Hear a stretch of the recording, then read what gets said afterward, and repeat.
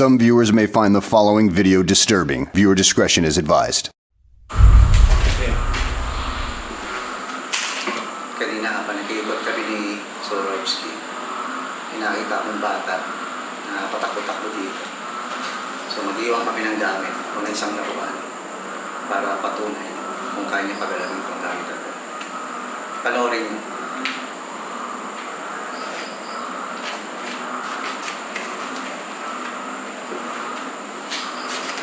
Kaya natin kung kaya niya pagalawin.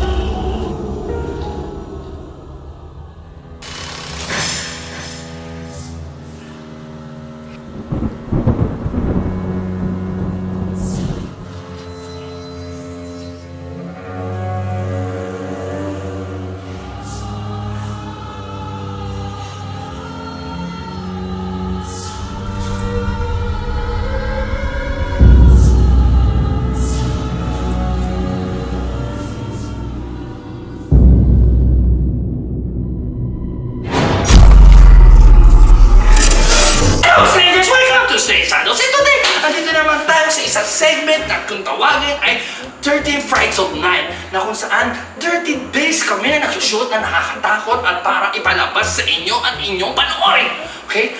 So, Tupe, anong nararamdaman mo dito ngayon na nandito tayo sa abandoned house sa Tagaytay? So umpisa pa lang, pagdating namin dito sa bahay na to, mataas yung energy ng mga spirit na nandito. So mamaya, panoorin nyo kami kasi susubukan namin makipag-ugnayan sa kanila o makipag-usap para malaman natin kung ano yung mensahe na gusto nila kung bakit sila nandito. May mga gagawin tayong isi-set up na camera at iiwanan natin para malaman natin kung ano yung bumabalot ang kababalagan na nakakilabot dito sa bahay na to. Yes, gagamit tayo ng mga iba't ibang klaseng gadget katulad nitong unicorn head na maririnig natin ng mga kanilang sigaw o tuno o kaya mga whisper. Mga ganon maririnig natin dito gamit ang ating sound system or how do you call that? Earphone, okay? Na unicorn. At may iba't iba pang mga gadgets para malaman natin kung nandito nga ba sila. Right? So samahan nyo na kami at i-explore itong abandoned Tagaytay abandoned house. Dito lang sa Tagaytay. Let's go!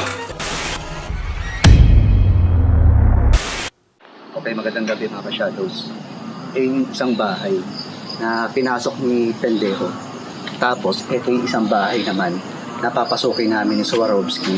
Alamin natin kung yung kababalaghan na bumabalo dito sa loob ng bahay. Tara, samahan nyo kami ni Swarovski. Alright, let's do this. So guys, papasok na kami dito sa isang abandoned house dito sa... Bakit? So, dito pa lang sa entrance ng pinto, ramdam ko kagad yung negative energy na bumabalo dito sa bahay na to. Bukod dun sa imprint ng nakaraan, mayroon pang iba bukod sa spirit. May mga elemento akong nararamdaman tsaka nakikita. Alright. So papasok na kami dito sa loob na abandoned house. Yan, kung makikita nyo, ang ganda. Ang ganda ng place. American style yung look. Yan, yun yung entrance. Ito yung sala.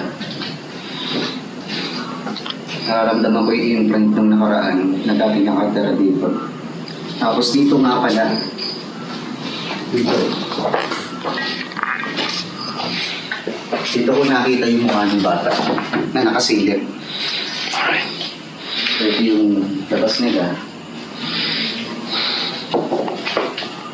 Elemento ang nararamdaman ko dito sa area na to. Tignan natin. Guys, merong nuno sa pulso.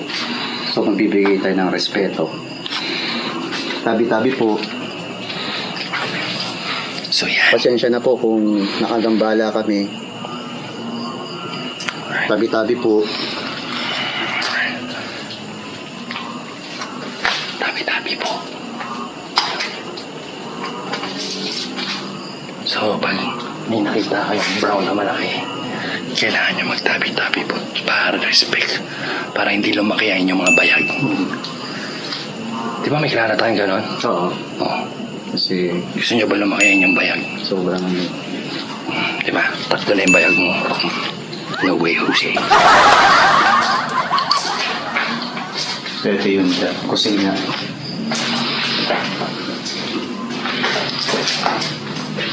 Ganda na itsura dito. Yung tagal na talaga itong bahay na to. Halos dekada na yung walang natira. Walang tumira. Ito. American style. Alam mo, may mga drawing. Gusto nyo binisiguro to sa ibang bansa. Kasi maganda yung... Actually, maganda yung design ng bahay. Lalo na yung wallpaper nila. Oo. Sayang lang. Bakit dekada na hindi na siya natiraan? Ano yung naging dahilan para umalis yung mga nakatira dito at iwanan lang ng ganito itong bahay na to? Business. Alright. Ang laki ng cabinet. Mm-hmm. Grabe. Kaya Hinahanay na, oh. tao. Hinahanay na. Grabe. No? Anay yan eh, no? Oo, alay yun. No? Oo, mga gabi. Ito mga, dito mga. Yan. Ano, malinaw ako. Guys, nakita na to. Hinahanay na yung buong place sa sobrang tagal. NANI?!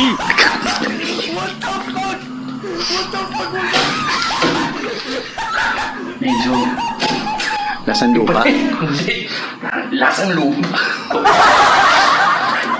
Iba ka talaga, Swarovski. Kumakain ka ng anay. Yung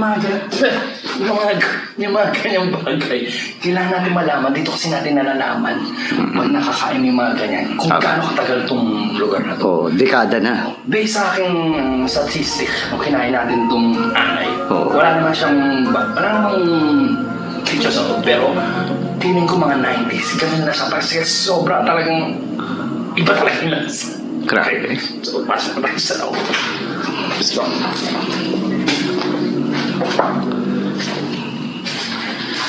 So, ito yung banyo nila.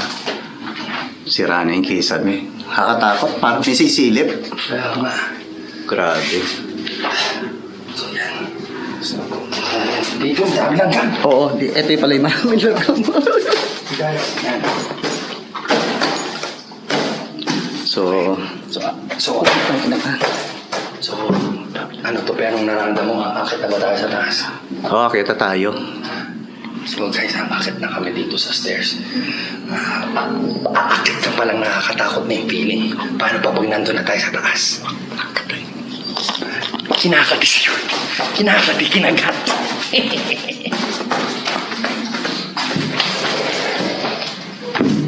So guys, alright. So mga ka-SS, kinagat po siya. Ganyan po kahirap mag-ghost hunting. Diba? So pwede kang Wala kagati. namang paramdam. Ang dami naman langgam. Alright. Uy! Ano? May bakas ng kamay? Fuck.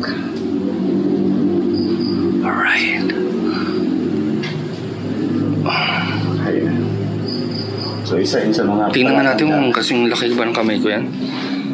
Hindi, malinis kamay ko eh. Oh yeah. So, yan na po. Akitin na natin yung taas. Anong nararamdaman mo? Bakit tayo makiat, bro? Bukod sa kinakati ka. Dahil sa malalaking langgam. Ang lamig nung hangin na umiikot dito sa loob ng bahay, pero nakasakay yung mga bintana. So, tsaka yung kaba ng dibdib ko. Kahit nasabihin mong shaman ako, pero tao pa rin ako. Mayroon pa rin ako konting takot. Itong bahay na to, grabe. Nakasara yung mga bintana, pero ang lamig ng hangin dito sa loob ng bahay. Ahel tayo sa taas. Alright.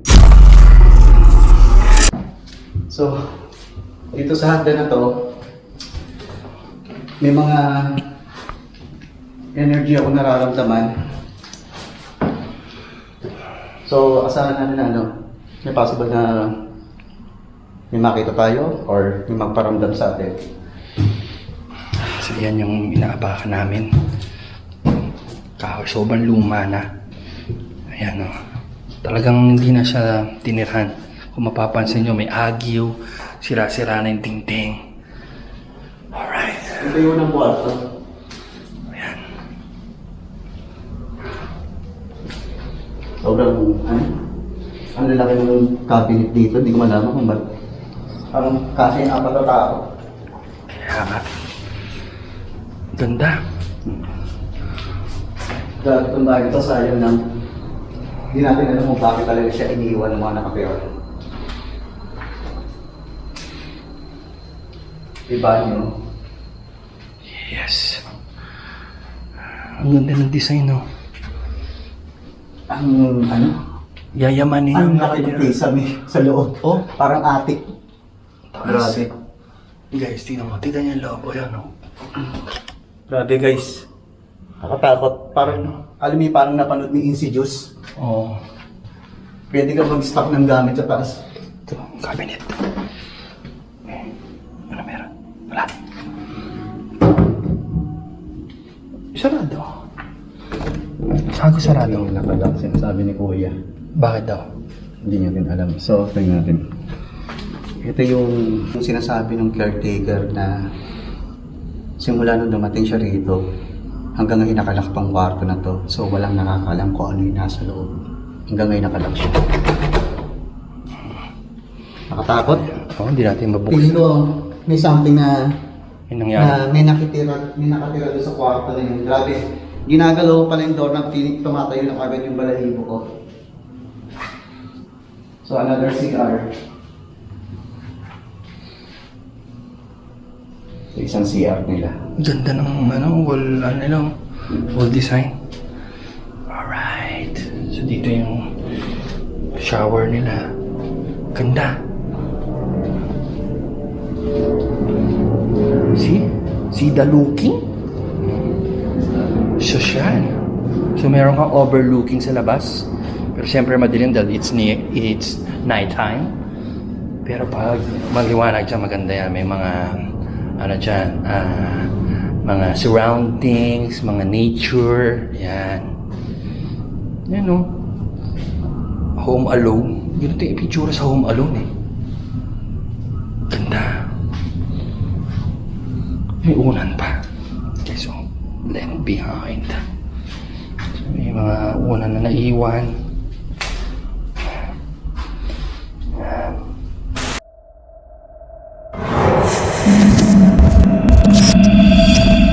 Kasama ka ba namin dito sa kwarto?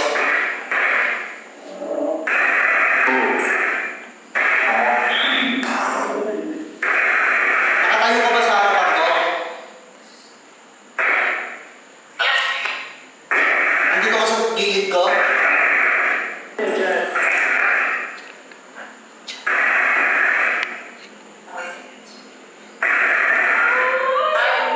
Pwede ka ba magparamdam sa akin? Oo o hindi?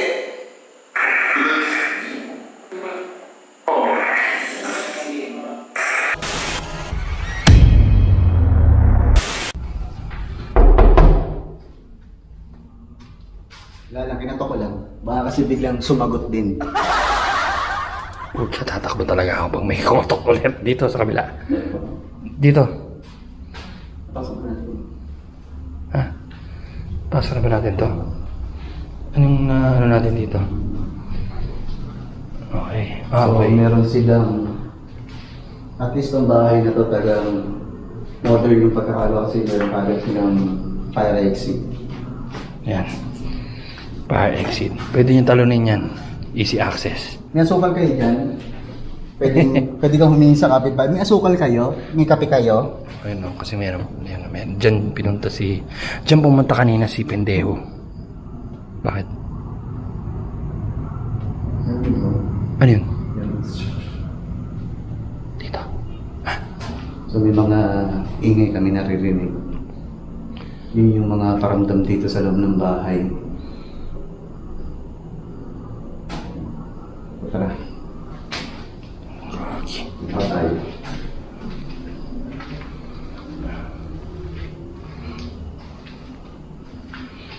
So, kung meron man kayong nakita sa paglilibot natin dito sa bawat kwarto, comment below lang.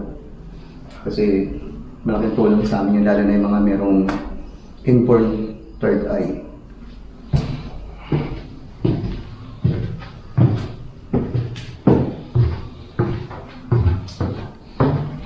Nakakatakot talaga. Alam mo. Parang sa mga horror na palabas mga Annabelle, Conjuring. Ganito yung look dun no? Kaya nga eh. Yan ang Conjuring. US modern style Oo. yung ginawa dito sa bahay na. Ganda.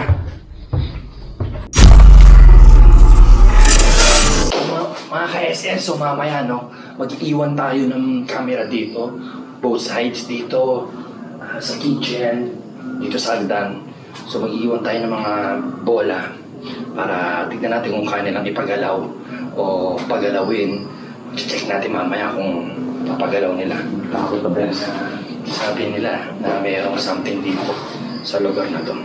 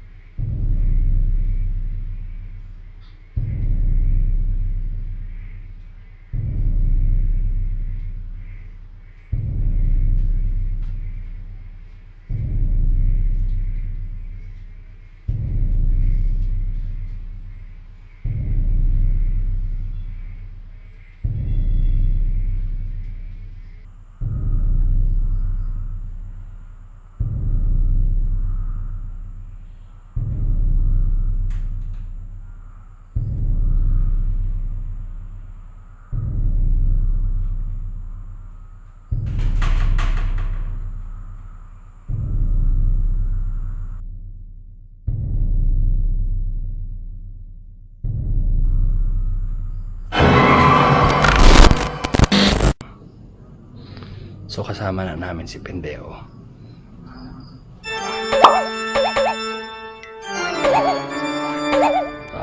Aakat kami doon sa taas.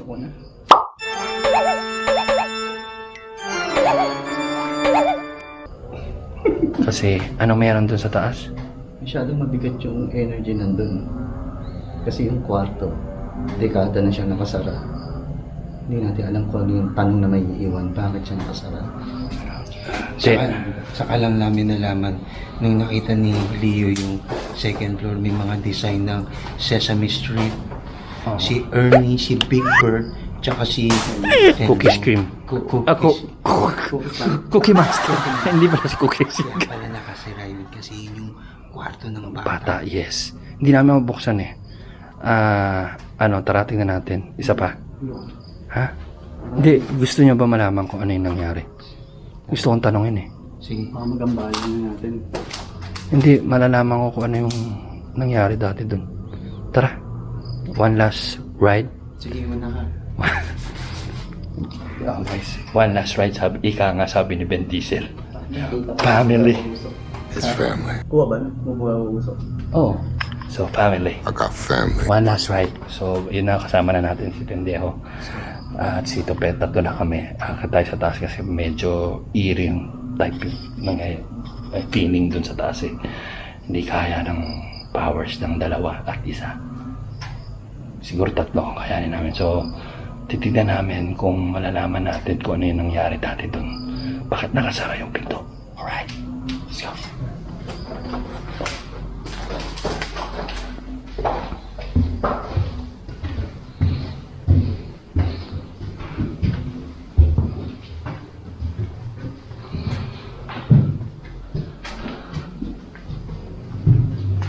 Dito yun eh, no? Oo. Try mo nga ulit buksan. Try na.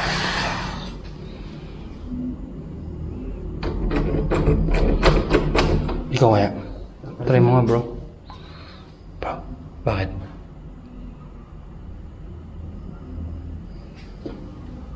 Tumatay pala iba mo. May something nga dyan. Ewan, try mo. Pwede buksan. Bakit nakasara? Ikaw. Pwede mo ba buksan to?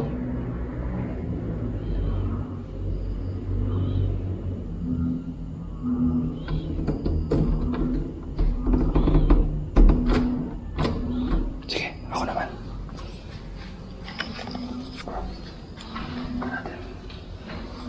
Wait lang.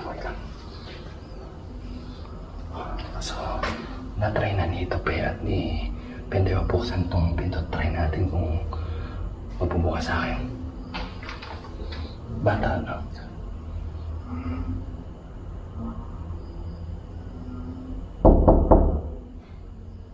Kasi kailangan kumatok ka muna bago buksan kasi hindi mo alam baka may ginagawa siyang milagro. Bata eh.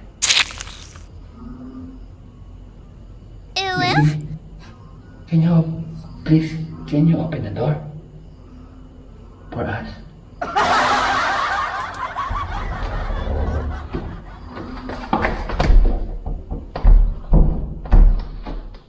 Ayaw.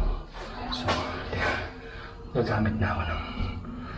Kung di mo may tatanong to, meron din tayong tinatagong powers. Ngayon ko lang din papakita sa inyo ito ngayon. Dito tayo sa kabilang room. Dito tayo. So, Pendejo ka. So, kasama natin sa Pendejo. Si Tope ang cameraman natin yan. So, papakita ko sa Tope. Natutunan ko siguro ito. Kung lumabas itong powers ko na ito kakasama sa'yo. Kanya, siya lang sa team namin na mayroong psychic o mystic arts powers. So, na-develop. Siguro ito kaka-explore namin. Gagawin ko itong tinatawag na Earthling. Hindi lang ito ginagawa sa labas. Pwede mo rin gawin ito sa loob ng bahay. Sa isang haunted na place. Para malaman natin kung ano yung history o bakit Yan, tulad yan sa ating pinto. So, malalaman natin kung bakit ganun. Di natin mabuksan. So, papakita natin. Mauna sa lahat mo namang gagawin. Guys, tatanggal tayo sa sapatos. Pero mo namang gagawin. Tatanggalin natin. Yan. May pakiramdam. So, pagdami pa ako. Pakita mo. Ganyan ang gagawin mo. So, yan. Kailangan natin nakabaa. Tapos, aramdaman natin yung enerhiya at yung surroundings.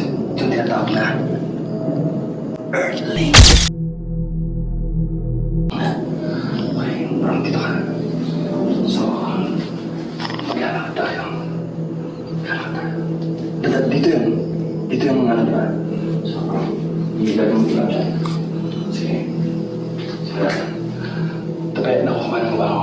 Kasi grabe itong mararamdaman ko. Nararamdaman mo. Oo. Medyo palapit na yun. Sige, teka. Tapos na. Kaya talaga. Mabigat banda dito. Iba yung sense, bro. Ano na? Ilaw. Ilaw. May natapa. Inapakan ko. Tingin tayo.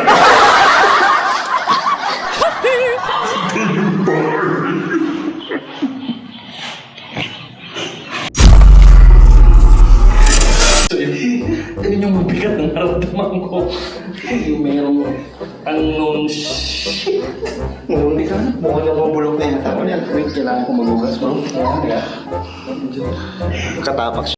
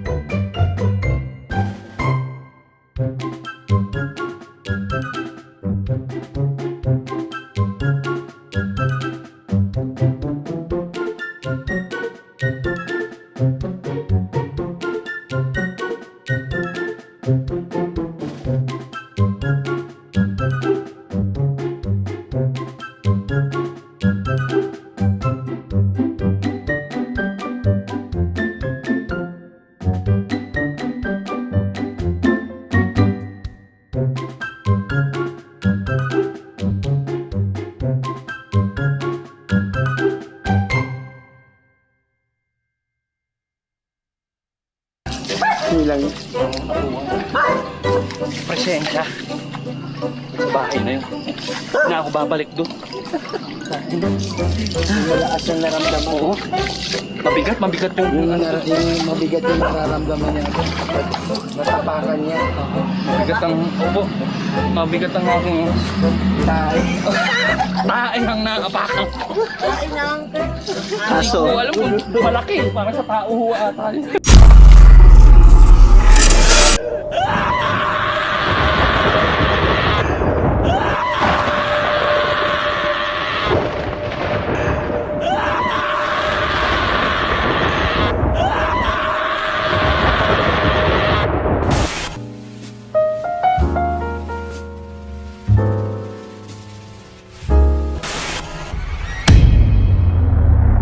Okay mga ka-SS at ka-amigo, umpisa na ng ating 13 Fridays of Night. So 13 days kami mag-shoot lang nakakatakot para lang sa inyo. Kasama si Pendejo Dan TV and SS. Alam niyo ba ibig sabihin ng SS? Suso.